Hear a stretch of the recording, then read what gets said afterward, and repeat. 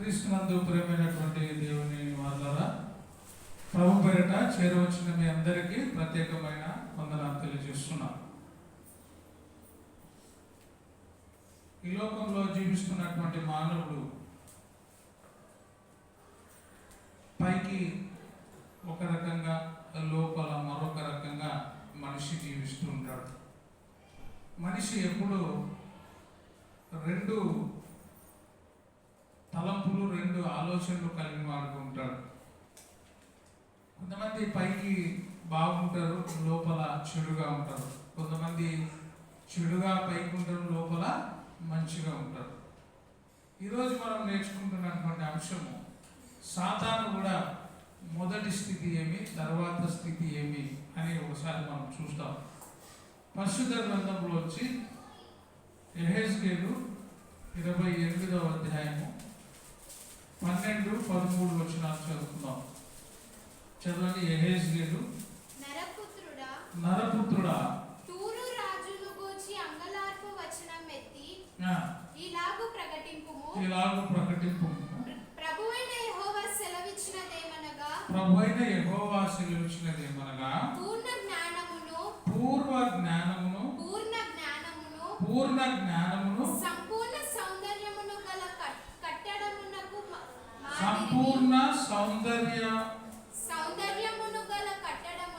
సౌందర్యమును గల కట్టడమునకు మాదిరివి దేవుని తోటయగు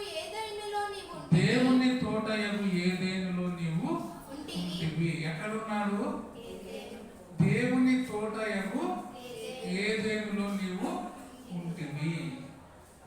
దేవుని తోటయగు ఏదెనులో ఎట్లా ఉన్నాడంట? పూర్వ జ్ఞానమును, సంపూర్ణ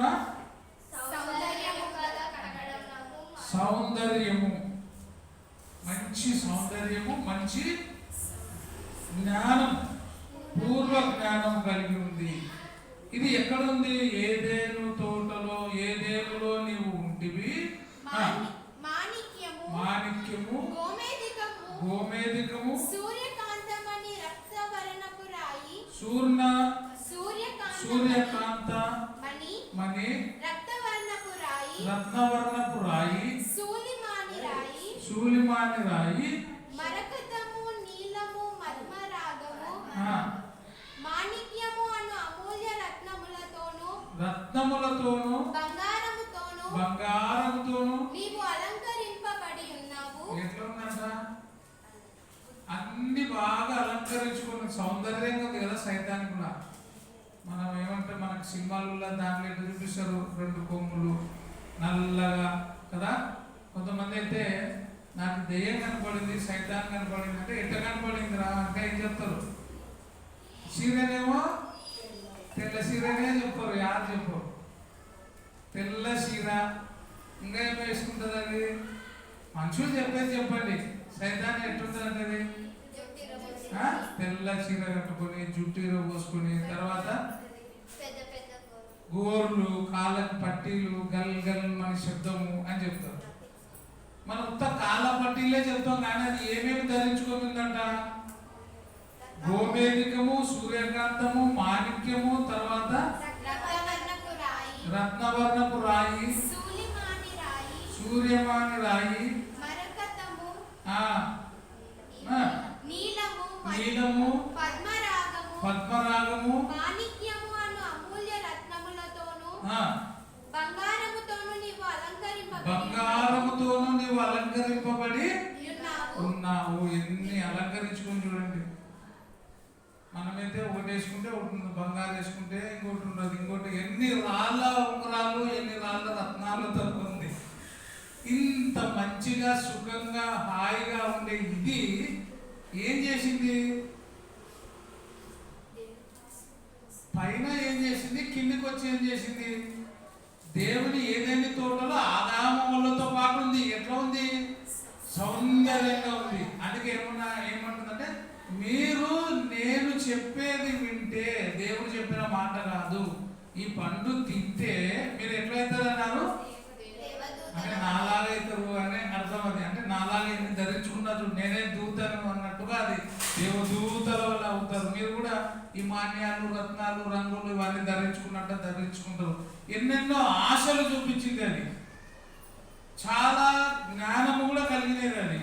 తర్వాత యెహెజ్కేలులోనే 28వ అధ్యాయంలోనే 3వ వచనము 5వ వచనం చదువుకుందాం. నీ జ్ఞానము చేతను, నీ జ్ఞానము చేతను, నీ వివేకము చేతను. దానికి ఏమేమి ఉండేవి? జ్ఞానం ఉంది, వివేకం ఉంది. నీ జ్ఞానము చేతను, నీ వివేకము చేతను ఐశ్వర్యము నొందితివి, ఐశ్వర్యము నొందితివి. నీ ధనాగారములలోనికి, నీ ధనాగారములోని, నీ ధనాగారములలోనికి వెండి బంగారములను తెచ్చుకొంటివి, వెండి బంగారములను తెచ్చుకొంటివి. నీకు కలిగిన జ్ఞానాతిశయము చేతను, నీకు కలిగిన జ్ఞానాతిశయము చేతను, వర్తకము చేతను, వర్తకము చేతను నీవు విస్తారమైన ఐశ్వర్యము సంపాదించుకొంటివి, నీవు విస్తారమైన ఐశ్వర్యము సంపాదించుకొంటివి. నీకు ఐశ్వర్యము కలిగినదని, నీకు ఐశ్వర్యము కలిగిన కొలది కలిగినదని నీవు గర్వించి, మేము ఏం చేసినాము? గర్వించి. మొట్టమొదట పడిపోవడానికి ముందు ఏముంటదంట? నాశనమునకు ముందు గర్వం, పడిపోవడానికి ముందు రెండు ఉన్నాయి అపవాదికి. ప్రకటనలో చూస్తే అది ఎక్కడ ఉండింది? దేవుని దూతలలో ఒక దూతగా ఉంది. అది ఏం చేసింది? పరలోకమందు ఊరుకుండలే.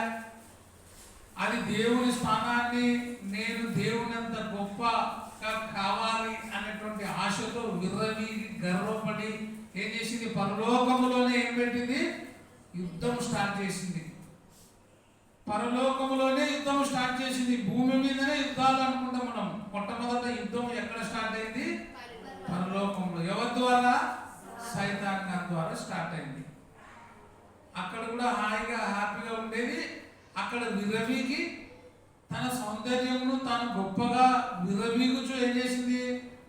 అక్కడ గర్వపడడం ద్వారా అది ఏం చేస్తుందంటే సర్వలోకమును మోసపుచ్చుచు ఆది మహాఘట సర్పం అని పేరు కలిగినది. అది ఏమైంది? పరలోకము నుండి భూమి మీదకి క్రిందకి పడద్రోయబడింది. దానికి ఏమేమి పేర్లు? మనమైతే ఒక్కరిని, ఇద్దరిని, ముగ్గురిని, నలుగురిని, అవసరమైతే 100 మందిని మోసం చేస్తాం. ఇది సర్వలోకాన్ని మోసం చేస్తుందట. ఏది? అపవాది, సైతాన్ గాడు ఆశ చూపిస్తాడండి. నేనే గొప్పవాణి అని ఆశ చూపిస్తాడు. అందుకే ఇది తనకు కలిగిన ఐశ్వర్యమును బట్టి గర్వించితివి, గర్వించిన వాడవైతివి కాగా ప్రభువైన యెహోవా ఈ మాట సెలవిచ్చుచున్నాడు, ప్రభువైన యెహోవా ఈ మాట సెలవిచ్చుచున్నాడు. దేవునికి తగినంత అభిప్రాయము కలిగి ఉన్నవాడా, దేవునికి కలిగిన అభిప్రాయము కలిగిన వాడా, ఆలకించుము, ఆలకించుము. నేను పరదేశులను అన్యజనులలో క్రూరులను నీ మీదికి రప్పించుచున్నాను, అన్యజనులలో క్రూరులను నీ మీదికి. దేవుని అంత అభిప్రాయం అంటే నేను కూడా దేవుణ్ణి అనేది. ఈ లోకంలో చాలా మంది ఎవరుగా మారాలని కోరుకుంటున్నారు. దేవుడిగా కావాలంటే ఈ లోకంలో చాలా ఈజీ. మీరు కూడా దేవుడు కావాలనుకుంటున్నారు ఎవరైనా? దేవుడు కావాలంటే చాలా ఈజీ. బట్టలు మాసుకొని చెట్టు కింద కూర్చొని ఉండండి, మీరు దేవుళ్ళు అయిపోతారు. కళ్ళు మూసుకొని జపం చేస్తే దేవతలు అయిపోతారు. నాకు ఇది చెప్పినప్పుడల్లా ఒకటి గుర్తొస్తుంది. పిచ్చోడు పాపం తిండిగా సరిగా లేకుండా రైల్వే స్టేషన్ కాడ టర్నింగ్ అయ్యి కాడ ఒక పెద్ద చెట్టు ఉండే.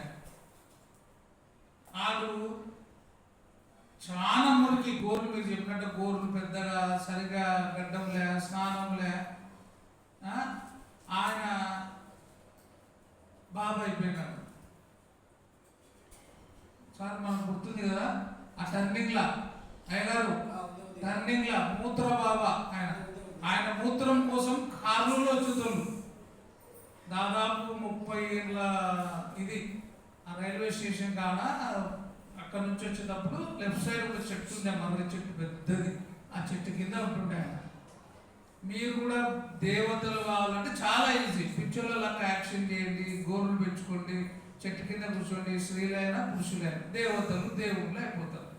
ఇది కూడా ఏం కావాలనుకునేది? నేను కూడా దేవునంత అభిప్రాయం కలిగి ఉండాలా. విర్రవీగిపోయింది, గర్వపడింది. అందుకే దేవుడు ఏమంటాడంటే నేను నిన్ను అక్కడి నుండి కిందకు పడేసినాను. కింద కూడా ఏం చేసింది? అది అందరిని మోసం చేసుకొచ్చింది. కింద ఒక పార్టీ, పైన ఒక పార్టీ. ఈ లోకంలో అన్ని పార్టీలు మారిపోతాయి, అన్ని పార్టీలు అంతమైపోతాయి, కానీ ఈ రెండు పార్టీలు ఉంటాయి. ఒకటి దేవుని పార్టీ, రెండు సైతాన్ పార్టీ. ఈ లోకంలో చాలా పార్టీలు వచ్చినాయి, పోయినాయి, కానీ ఈ పార్టీలు ఎప్పటి నుండి ఉన్నాయి? సైతాన్ పార్టీ, దేవుని పార్టీ ఎప్పటి నుంచి ఉన్నాయి? పూర్వకాలం నుంచి ఇప్పుడు వరకు, ఇంకా కొన్ని ఏళ్ళ వరకైనా ఈ రెండు పార్టీలు ఉంటాయి. మనం ఆ పార్టీలో ఉండాలా?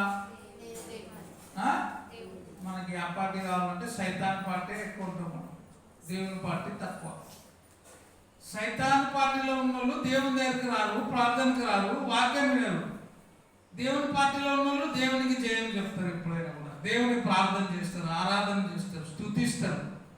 సైతాన్ పార్టీలో ఉన్న వాళ్ళు సైతానికి జయబుడతారు.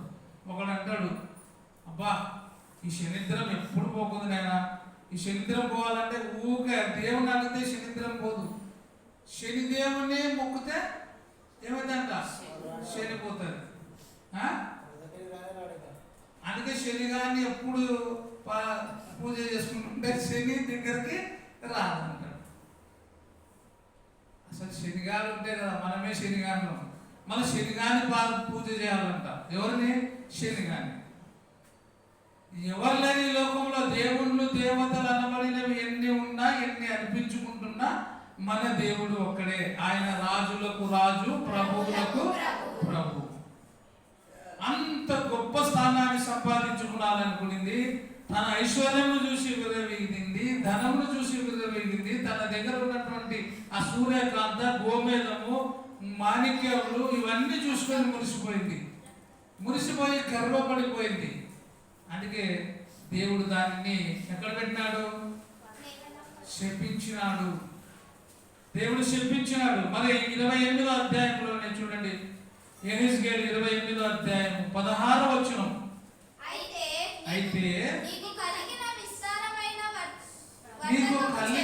విస్తారమైన వర్తకము చేత, ఇది సైతాను వ్యాపారం కూడా చేస్తుంది. ఏ వ్యాపారం? అది మళ్ళీ అంగడి పెట్టదు. దొంగ త్రాసు అంటారు చూడు, అదే సైతాన్. దొంగ త్రాసు చేసి ఏం చేసింది? విస్తారమైన వ్యాపారము చేసి, విస్తారమైన వర్తకము చేత లోలోపల నీవు అన్యాయం పెంచుకొని, లోలోపల ఏం పెంచుకునింది? న్యాయాన్ని కాదు, ఏం పెంచుకుంటుంది? అన్యాయం. అన్యాయం లోపల పెరిగిపోతుంది. ఎవరికి? సైతాన్ గారికి. న్యాయాన్ని పెంచనీయదు. అది ఏది పెరగాలని ఆశపడుతుంది? అన్యాయం. అందుకే ప్రపంచంలో న్యాయము కంటే ఏది ఎక్కువ గెలుస్తుంది? అన్యాయం. కోర్టులలో కూడా న్యాయానికి బదులుగా ఏం గెలుస్తున్నాయి? అన్యాయం. చాలా మంది అన్యాయం అయిపోతున్నారు కోర్టులలో. న్యాయం వారి పక్కలో ఉన్నా కూడా న్యాయాన్ని మార్చేస్తున్నారు. కానీ మన దేవుడు ఎప్పుడు కూడా న్యాయము మార్చనటువంటి దేవుడు. న్యాయమును ఎప్పుడు కూడా న్యాయము అని తీర్పిచ్చేటువంటి న్యాయాధిపతి ఆయన. రాజులకు రాజు, ప్రభువులకు ప్రభు, ఈ న్యాయాధిపతులను కలగజేసినటువంటి మహారాజు ఆయన. ఆయనలో ఎప్పుడు కూడా అన్యాయం అనేది ఉండదు. ఇది వర్తకం చేసి ఏం చేస్తుందంట? అన్యాయమును పెంచుకొని పాపము చేయుచు వచ్చితివి. పాపము చేస్తూ వస్తున్నావు. ఎందుకు? అన్యాయం పెరిగిపోయింది నీ లోపల. పాపము చేస్తూ అన్యాయము చేస్తూ వస్తున్నావు కనుక దేవుని పర్వతం మీద దేవుని పర్వతం మీద నేను నిన్ను పెడతా అన్నాడా? ఎన్ని రోజులు ఉన్నావు? ఇంకా ఉండడానికి వీలు లేదు. ఎందుకు? నీలో ఏం పెరిగింది? అన్యాయం. నీవు దేని చూసుకొని గర్వపడుతున్నావు? తనకు కలిగిన సౌందర్యము, తనకు కలిగిన, మనం కూడా మన దగ్గర ఉండే కొన్ని దానిలను చూసి అతిశయపడుతుంటాం. కొంతమంది రంగును బట్టి, ఇంకా ఏమి దేని బట్టి కొంతమంది అతిశయపడుతుంటారు. గత సంవత్సరంలో అనుకుంటాను నేను, ఒక అమ్మాయి అసలు దేవుడు నన్ను ఎందుకు ఇంత అందంగా పుట్టించినారో, ఎంత తెల్లగా ఉన్నా నేను, అంటుంది. ఆ తెలుపును బట్టి మనం విర్రవీగుతుంటాం, రంగును బట్టి విర్రవీగుతుంటాం, ఐశ్వర్యాన్ని బట్టి విర్రవీగుతుంటాం, ఇళ్ళను బట్టి విర్రవీగుతుంటాం, గర్వము డబ్బును బట్టి విర్రవీగుతుంటాం, మనులు మాణిక్యాలను బట్టి విర్రవీగుతుంటాం. అందుకే మనులు మాణిక్యాలు మేడలు విద్యలు ఎన్నున్నా, మదిలో యేసు లేకున్నా ఎన్నున్నా అన్ని సున్నా. నువ్వు ఇంతవరకు దేవుని మహాపర్వతం మీద ఉన్నావు, ఇంకా నువ్వు ఉండడానికి వీలు లేదు. ఎందుకంటే వీటన్నిటిని బట్టి నువ్వు ఏం చేసినావు? లోపల పాపము చేస్తూ వచ్చినావు, అన్యాయము పెంచుకొని పాపము చేయొచ్చు వచ్చింది కనుక దేవుని పర్వతం మీద నీవు ఉండకుండా నేను నిన్ను అపవిత్రపరుస్తున్నాను. దేవుని పర్వతం మీద నీకు స్థానం లేదు. మనం కూడా విర్రవీగితే దేవుని మనసులో స్థానాన్ని కోల్పోతాం. మనం అప్పుడప్పుడు చెప్తుంటాం కదా, మనుషులు మనమే ఏమంటే నా మనసు కాలిపోయింది, నా మనసులో నువ్వు లేవు అంటాం. మనమే కొన్ని రోజులు అట్లా అన్నప్పుడు దేవుడు ఒకసారి మనల్ని అసహించుకుంటే ఇంకా మనం ఎక్కడ పోతాం? సైతాన్ గాని కూడా ఆ పర్వతం మీద నువ్వు ఉండడానికి వీలు లేదు. కాబట్టి నిన్ను ఎవరికి అప్పగిస్తున్నా? అపవిత్ర పరిస్థితిని ఆశ్రయముగా ఉన్న కేరుబు కాలుచున్న రాళ్ళ మధ్యను నీవిక సంచారం చేయవు. 15వ వచనం, నీవు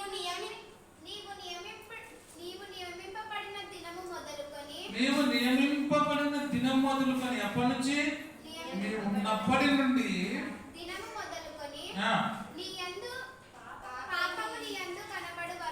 పాపము నీ యందు కనబడు వరకు ప్రవర్తన విషయంలో యథార్థవంతుడిగా ఉంటివి. అయితే వర్తకము చేత ముందు బాగానే ఉంది. ఎక్కడ? పరలోకములో మంచిగా ఉంది. రాను రాని ఏమైంది? అహంకారం పెరిగిపోయింది, గర్వం పెరిగిపోయింది, రాజ్యం కావాలనుకున్నది, దేవుని స్థానము కోరుకుంటుంది. కాబట్టి నువ్వు యథార్థంగా ఉంటివి, ఇప్పుడు యథార్థతను తప్పిపోయినావు. కాబట్టి నువ్వు అక్కడ ఉండడానికి వీలు లేదు. ఇక్కడ పంపించాడు భూమి మీదకి. ఇక్కడ కూడా దాని పని ఏమి? యథార్థంగా ఉండనియదు, ప్రార్థనలో కూర్చోనియదు, ప్రార్థనకు రానియదు, పాట పాడనీయదు, వాక్యం చదవనీయదు అని ఎన్నో శోధనలు చేస్తుంది. అందుకే ఆయన అన్నాడు, శోధన సహించువాడు ధన్యుడు. మనం ప్రార్థన చేయాలనుకున్నా చేయలేదు. ప్రార్థన చేస్తుంటే నిద్ర వస్తుంది. కొంతమందికి ప్రార్థన చేసుకుంటే అట్లనే ప్రార్థనలైనా నిద్రపోతారు, ప్రార్థన చేసుకుంటూ నిద్రపోతారు, ప్రార్థన చేయలేదు, వాక్యం చదవలేదు. ఇవన్నీ కూడా సైతాన్ గారు చేసే పనులే. యెషయా 14:11 చదువుకుందాం. యెషయా 14:11.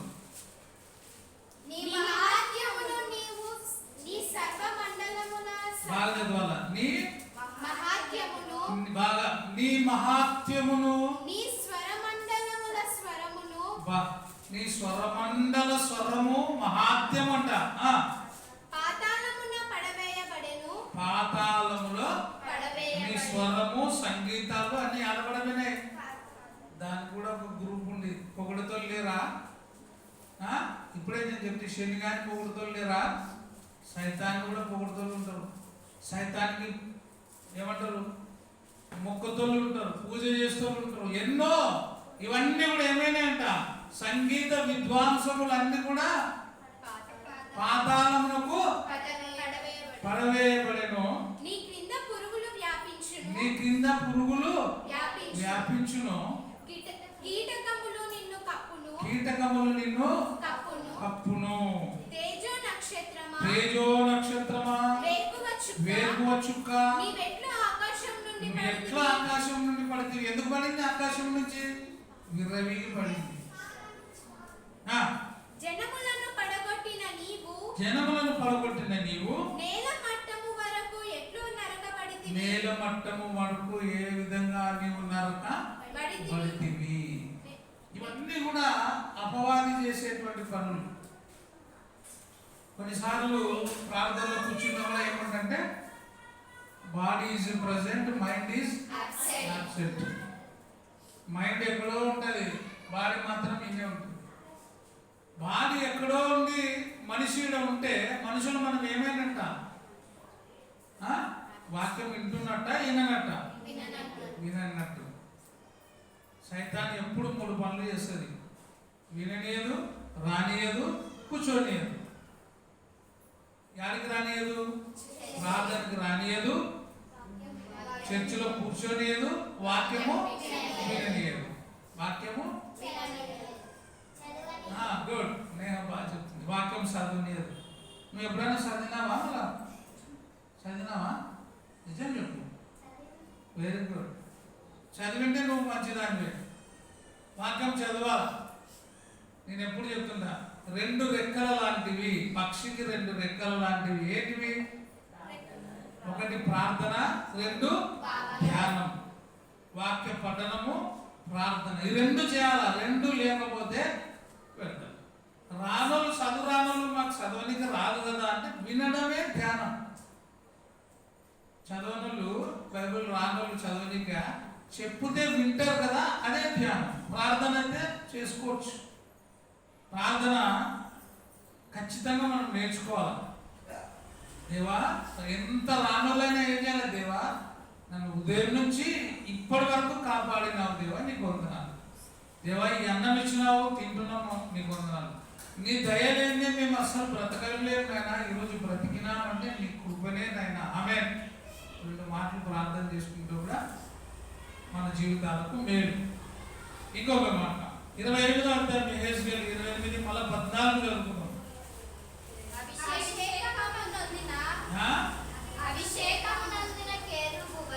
అభిషేకించబడింది. ఇది ఏమైంది? అభిషేకింపబడింది. అభిషేకించబడింది ఏమైంది? ఇప్పుడు శపించబడింది. 14వ వచనం చదువుతుంది కదా. ఇప్పుడు యెషయా 14 తేజో నక్షత్రమా వేకువ చుక్క అని. ఇది ఒక నక్షత్రం కూడా. యేసు పుట్టుకను చూపించిన నక్షత్రం ఒకటైతే ఇది ఏ చుక్క? నరకానికి దారి చూపే చుక్క. ఈ చుక్కను అనుసరిస్తే ఎడిపోతాం. నిత్యం కాలుచున్న అగ్నిగుండంలో కాల్చబడడానికి దారి ఎవరు? యేసు ప్రభు, నేనే మార్గము, నేనే సత్యము, నేనే జీవము. ఎక్కడికి? తండ్రి దగ్గరికి పోవడానికి. సైతాను కూడా మార్గము, సత్యము, నరకము. ఏ దానికి మార్గము, సత్యము? మార్గము సత్యం కాదు, మార్గము అసత్యము, నరకం. అది అసత్యంలో నా మార్గాన్ని చూపిస్తుంది. అసత్యానికి తీసుకుపోయేది ఎక్కడ తీసుకుపోతుంది? ఎప్పుడు నువ్వు నేను ఎక్కడ ఉండాలని దాని కోరిక, నరకంలో యాతన పడాలని. అందుకే ప్రార్థనకు రానియదు. మన పిల్లలు కూడా కొంతమంది వస్తున్నారు, కొంతమంది రావడం లేదు. ఎందుకు రాలేదో పంపించిన ఇప్పుడు ఒకరి కోసం రానియదు ప్రార్థనకి. ఇంట్లో పని పెట్టిస్తుంది ఆ రోజే, లేకపోతే రాబుద్ది కాదు. పాట పాడుతున్నామంటే అర్థమే రా అని అర్థం. ఎక్కడికి? ప్రార్థన స్టార్ట్ అయింది రా అని. ఆ ప్రార్థన, ఆ పాటలు మన ఆహ్వానం ఏమంటారా? నా సన్నిధికి ప్రారంభమైంది అని పాటలు. ఎందుకంటే దేవుని మహిమ పరుద్దాం, రా నువ్వు కూడా రా, వచ్చి నువ్వు కూడా పాడు పాట అని ప్రార్థించడానికి పిలుపు, పాట పాడడానికి పిలుపు. చివరిగా యెహెజ్కేలు 28:5 చదువుకుందాం. 5వ వచనం మళ్ళా. గర్వము వలన నీవు పడిపోతివి. దేని వలన? గర్వము వలన. గర్వపడితే మనం ఏమవుతాం? పడిపోతాం. 28:17 సౌందర్యం వలన పడిపోతివి. చివరిగా యెషయా 14:14 ఎక్కడికి? మేఘమండలం మీదకి ఎక్కుదును. ఎప్పుడు ఎక్కుతావు? విమానం ఎక్కితే ఎక్కుతావు. మేఘమండలం మీదకి ఎక్కుదును.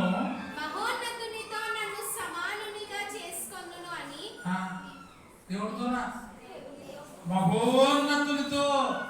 ఎంత చక్కగా చెప్తుంది కదా అది. మళ్ళీ దేవుని కూడా పొగుడుతుంది. ఎవరితో సమానంగా? మహోన్నతులతో సమానంగా నేను ఎంచుకుంటా, మేఘమండలం మీద ఎక్కుతా. నీవు మనస్సులో అనుకుంటివి కదా. ఎక్కడ అనుకున్నావట? మనకు కూడా అప్పుడప్పుడు ఉంటుంది, నేను కూడా రాణి అంటే బాగుంటుండే. రాణి కావాలంటే ఈమె ఏం చేయాలా? సింపుల్. రాణి కావాలంటే ఏం చేయాలా? రాజుని పెళ్లి చేసుకుంటే అయిపోయా. చదువుకొని ఇదల్లా అవసరమే లేదు. తిక్కనా మీకేమన్నా? ఏమన్నా రాణి కావాలంటే ఏం కావాలా? అంతే. మీరు కూడా రాజుని చూసుకొని పెళ్లి చేసుకుంటే రాజులు అవుతారు అంతే. రాజు కావాలంటే ఏం చేయాలా? రాణి అమ్మని పెళ్లి చేసుకుంటే అయిపోయా. సింపుల్. రాజు అనే తొలిని పెళ్లి చేసుకుంటే కూడా ఏమో రాణి అవుతుంది. రాజు భార్య ఎవరు? రాణి. రాణమ్మని పెళ్లి చేసుకుంటే కూడా ఆయన ఏమవుతారు? రాణి భార్య రాజు. ఇది ఏమనుకో, ఎక్కడ అనుకుంది? బయటికి అనలా. ఎక్కడ అనుకుంది? మనసులో. మనం కూడా మనసులో అనుకున్నాం ఏదైనా చెడు, అది దేవుడికి తెలిసిపోతుంది. నేను కూడా ఇంత కావాలా, నేను కూడా దేవుని అంత కావాలా, లేకపోతే నేను ఇంత పెద్ద కావాలా అని ఏదైనా మనము గొప్పగా అనుకుంటే అది దేవునికి ఇష్టం కాకపోతే, దేవుడికి అయిష్టమైతే మనల్ని కూడా దేవుడి కిందికి దొబ్బేస్తాడు. అందుకే ఏమంటుందంటే మళ్ళీ ఫస్ట్ నుంచి మేఘమండలము మీదకి ఎక్కుదును, బాగా మేఘమండలం మీదకి ఎక్కుదును, మహోన్నతునితో సమానముగా చేసుకొందును అని నీవు మనస్సులో అనుకుంటివి కదా. నీవు మనసులో అనుకుంటివి కదా. అనుకున్నావు కదా. లే అంటాం. నువ్వు తినొద్దని దేవుడు చెప్పినాడు కదా అంటే ఏమన్నది? తినొద్దన్నాడు, ఇంకేమనింది? ముట్టుకోవద్దు అని చెప్పినాడు అని చెప్పింది. మనం ఒప్పుకుంటావా? అట్లా నువ్వు అనుకున్నావు కదా నా గురించి, లేక అనుకున్నా కూడా లే అంటాం.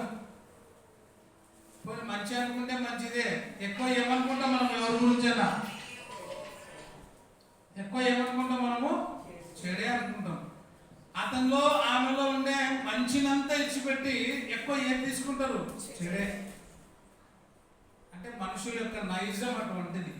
ఒక తెల్ల పేపర్ మీద ఒక చుక్క పెట్టినాం, ఒక పెన్ను చుక్క.